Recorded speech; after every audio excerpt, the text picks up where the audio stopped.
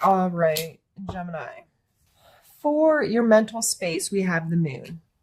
I always think about, because you see the moon card here, but it looks like the sun kind of around it. Moonlight is sunlight. It's just reaching the earth in a different way, right? It's being reflected off that moon onto us. And that moon controls so many of our daily things that we don't think about, our calendar, why a day and a night is, like X amount of hours long, and how our calendar works and the seasons and all of that is dependent on, to an extent, our Earth's relationship to our moon. But again, that moon is just kind of like a filter. It's making the same information that the sun sends us, the same energy, the same, however you want to think about it, the same light. It just arrives here in a different way. So to me, this has a lot to do with our perspective and being willing to see that, you know what, sometimes we're looking at something and it looks one way in the daylight. It may be beautiful and amazing. You're looking at maybe an extravagant garden or house or whatever. And then the moonlight comes and you look at it and it scares you. Or it seems there's something about it that doesn't sit right with you. It's the same place. It's even the same light. But just because it's hitting it in a different way, it can change our relationship to it. So mentally, there may be some of this going on. Okay, having to evaluate. This is the thing. How am I looking at it? Has my perspective on it changed? Why has it changed? This card also pulls a lot into what myself and others may refer to as shadow work. Shadows about us, parts of our personalities that we dismiss or hang in the shadows, that we don't allow ourselves to recognize and accept. Things mirroring can come into play, as in what stands out or what you dislike about someone the most may be something within you that you dismiss or you don't give time or attention or acceptance to. This can get really, really deep, and just depending on your mind frame at the moment, mentally, these energies in general may be affecting you right now or be playing on your mind, weighing heavily, and it's something that you're thinking about. If you have any more comments, questions, or concerns regarding this card or any cards, please feel free to reach out to me. I like to have conversations with people. I'm more than open and willing to do that with you. In your physical space, we have the Five of Wands. Now, they're obviously fighting, right? It looks like there's some kind of battle being waged here. However, they look like juveniles. They're not dressed like with swords and armor and that kind of thing. They look like kids. And you think about kids play fighting and roughhousing. You think about any kind of martial art or most any kind of sport. You need a certain level of competition or conflict or hands-on experience to become good at it. So this card always brings to me the mindset of, I can approach conflicts as a problem, or I can approach conflicts with an attitude that I can learn from this. These people are going to teach me to be better. These people, this is an opportunity for me to learn. This is an opportunity to test myself. What is my skill set? Who am I? What is my relationship to participating in this kind of behavior? And is my perspective one that sees it as a benefit? I see that through challenging and tough moments that I can learn and I can grow and things can be bigger and better. And I'm going to be better if I'm willing to approach this conflict from a place of eagerness to learn from it. So in your physical world, this could be friends, family, co-workers, anything, absolutely anything. And if you go into any conflict from that mindset, you may be amazed at how differently you feel about it, and how different your emotions attach to it. Speaking of emotions, your emotional card is Judgment. So, emotionally, you may be very connected to judging, being either judging other people, judging yourself, feeling judged by others, feeling like you have to maintain some kind of standard to be quote unquote good or okay with them. Emotionally, that can be a very taxing energy. I would recommend asking yourself questions based on your relationship to the word judgment. What was the very first thing you thought of? Did you think of religion? Did you think of a specific person in your life or a situation in your life? Your relationship to yourself? If you're spending time standing in a mirror picking yourself apart, is that a healthy behavior? Is that emotionally healthy for you? There's lots of little things that come into play here. It may, you may want to look into furthering your education on what that is and what that does to us, whether it be self-help guru types on YouTube, reading some kind of book, engaging in conversations with people you trust their judgment and trust that they will be open and honest with you regarding your feelings on it. That's just something you may want to explore a little bit this month and be mindful of. Call yourself on your bad behaviors. If you catch yourself judging yourself or others, why am I doing that? Why does my brain want to work that way? How can I not do that? You know, some of that kind of stuff. And spiritually speaking, we have the 7 of coins here. This card really makes me think of patience. This person went out and did all this work to grow whatever this is. He tilled the land. He made sure that the soil was right. He's watered it. He's weeded it. He's done all the work. And it looks to be growing quite beautifully. However, it cannot benefit him if he doesn't give it the time it needs to mature. So if you're feeling spiritually like I'm not where I think I should be, I'm not as connected as I think I should be, or, you know, I'm not ticking these boxes and I'm not being rewarded for my diligence, this card reminds us of patience and being able to understand that things take time. If you've implemented new routines regarding your spirituality and you're just like, well, I'm doing X, Y, and Z. Why am I not feeling better or feeling, you know, whatever I expect to feel? You may have to take a look at your expectations first off, but you also need to be understanding and considerate that good things take time to grow. Sometimes it's a lot of little over and over and over again. Going out and plucking that weed and going out and watering it and being involved, and that in time it will grow and it will be reliant on how much effort you put into it. If this guy half-assed this plant, you know, and didn't take out all the weeds and didn't take care of the soil properly, didn't give it all the water it needs, it may still bear fruit, but it may be lacking because the nutrients and the work that he needed to do wasn't there for it. So again, patience and being okay with things not meeting some expectation that you had placed on it. What I'm going to do now, Gemini, is pause the video, move the cards out of the way, and get ready for our second part of the reading. We have the Queen of Wands and the Queen of Cups. Oh, fire and ice. I see like hot and cold. This is fire energy. This is water energy.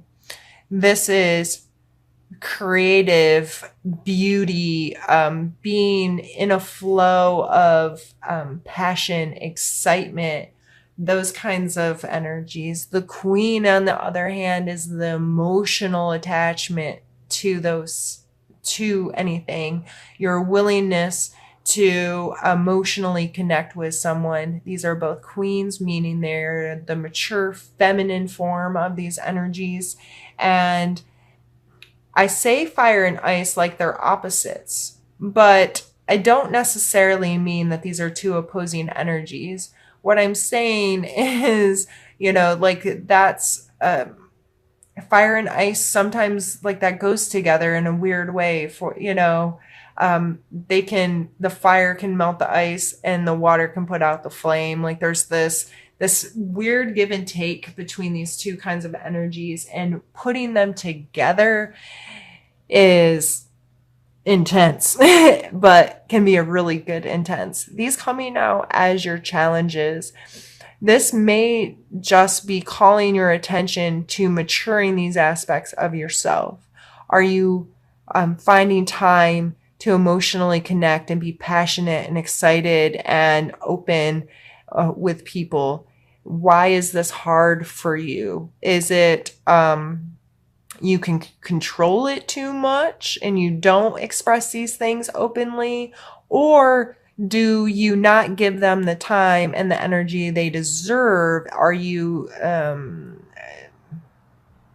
I wanted to say mitigating, but I don't think that's the word, diminishing how important they are in your life to have some passion and excitement and connection?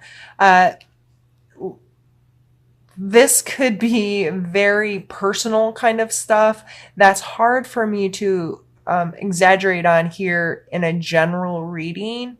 But when I started talking about these energies, if something came to mind specifically, and these may be two people you're dealing with, one's really fiery and one's super emotional and sensitive and connected emotionally into something, but another person's just excitement and raw, and you're having to deal with all of this. It could be playing a part in this conflict up here of having to deal with other people's extreme, you may feel their extreme energies, or these may be, being that you are the Gemini, these may be two aspects of yourself, both your fire and your water elements coming up, and how are they going to play together, and how are you going to express this in a healthy, mature way? We have the Three of Cups and the Nine of Coins. The Three of Cups a lot of times is a party card. It's typically depicted with three people, three women sharing of cups, having a good time, like cheersing. Here they're like dancing on top of the cups. This is like a girls' night out kind of energy, like the people you're close with that you can connect with and be yourself with and be really authentic with and enjoy time together. You have joy, you have fun. And there's this just ease of connection with them that allows you to be you. You feel supported in being yourself with these people. So coming as a strength, are you someone that people feel that way with? Do you have some sort of group of people that can support each other and can be authentic and real with each other? And also the Nine of Coins coming. This is someone who, so this is the 7, this is the 9. She put in this work. She was patient. She understood that it would take a while for these fruits to ripen. And now she has them very proudly displayed. She has a big fancy hat and a fancy bird and a fountain. Like, she put in the work. She waited. She understood. And she has created a wealth for herself, a worth for herself, for her space. This isn't necessarily about luxury, but this is about understanding value and the willingness to do the work to then be able to say, yep, I've done this and I feel really good that I've created this space for myself. Those two strengths of not only being able to have fun and enjoy things, but seeing the worth and the value of your space, of the work that you do, the time that you spend, your willingness to be patient and and diligent and mindful. And so appreciate these aspects about yourself. Appreciate these two cards coming together, you know, that no fun makes you a dull boy, or all work, no play makes you a dull, whatever it is. My brain's not working. But Gemini, you have these two aspects. You know when to work, you know how to do it, you know how to get things done. You can put in that time and energy. You also can have a really good time, and you can maybe be a little silly or do things that are outside of normal stuff, maybe. But it's because that you feel able to be authentically yourself and have those connections and have fun with people. So remember those aspects of yourself this month. Appreciate those aspects of yourself this month. And these are kind of opposite cards. Again, opposite here. There's a lot of all the different suits. We aren't heavy-handed on any one thing. We have coins, wands, cups, and oh, we don't have swords. I guess we don't have swords, but anyway, there's all elements here, and you Geminis are known for that kind of duality in your life. Appreciate it. Use it to your strength that you do have this duality. You do have these two parts of yourself, and how can you make these work together to best benefit you? This is moving away from behaviors, actions that aren't okay anymore. A lot of times this card can actually depict moving away from an unhealthy relationship with someone or something. So taking the steps necessary to physically, mentally, emotionally remove yourself from whatever the situation is. So if it's in work, relationship, whatever, it's recognizing that that's not where you want to be anymore and taking steps to not have to deal with it. And that's coming out in your need to know section. So are you doing that? Is there something specifically that came up when I said moving away from bad relationship? You know, what came to your mind? Why did it come to your mind? And what are you doing about it? Four of Wands. Out of the whole deck, these are the two kind of party cards. As you can see why. There's people dancing in both of them. It looks like a good time. These people even have fireworks. This card, sometimes people talk about it as the marriage card because it's foundational. There's 4 set points. Kind of represents the 4 pillars of a home, that kind of energies. But there's also a creative freedom because it's a Wands card. So dancing, I think, is a very good representation of that. People feeling music. Why is music a thing? Why is it so important to us? Why and how can it affect us so deeply and inspire us? And if you turn off the sound on your favorite movies and just watch them, and it's different. Like the music plays such a role in affecting our perception of life, and the good and the bad and the scary and the exciting and all of that. So this coming out in a suggestion card, I'm really getting this carefree connectiveness feeling, this in the flow. When people are truly connected to music and they're just dancing and they're going, they don't care what they look like. They don't care about someone else's perception of them.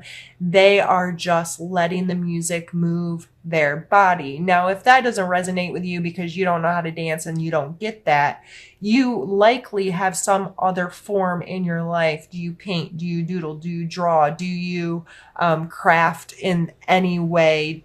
Are numbers your thing? You know, I'm thinking of an accountant for some reason, where they can get lost in the flow and things just feel good and right, and they're just there enjoying it. So look for those places to have that kind of freedom this month, to let yourself just be yourself and have some joy and dance your little rear end off if you need to. But All right, Gemini, this was a really fun reading to do. I think that if you look for the opportunities, and it's all going to come down to your perspective, as always, your perspective on the situations and the conflicts and the opposing energies, or the even within yourself, to appreciate them and to know that, you know, it's all perfect. It is. It might not always be comfortable or pretty, but it's perfectly arranging you for to take the next step and have another awesome experience. You know what I mean? Like, just enjoy the fact that you're a human and you get to wake up day after day and do it over and over again, and you can control your perspective on all of it.